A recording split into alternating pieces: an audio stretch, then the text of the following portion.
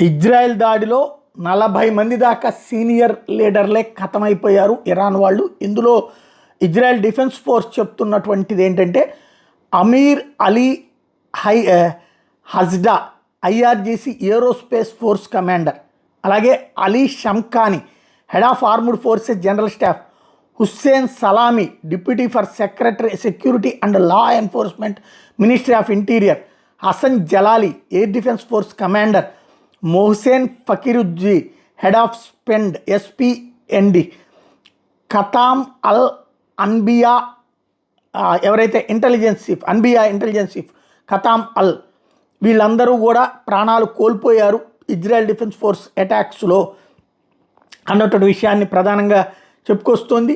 వాళ్ళకి సంబంధించినటువంటి ఫోటోల్ని కూడా ఇజ్రాయెల్ మీడియా హైలైట్ చేస్తుంది. ఏదైతే 40 బాంబులు ఒక్కసారిగా వేసిన సందర్భంలో ఖొమైనీ వీళ్ళందరితో మీటింగ్లో ఉన్నారు. ఆ మొత్తం చివరికి బూడిద కుప్పగా మిగిలింది. ఆ కింద వీళ్ళందరూ కూడా ఉన్నారు అన్నటువంటి విషయాన్ని ప్రధానంగా హైలైట్ చేస్తుంది.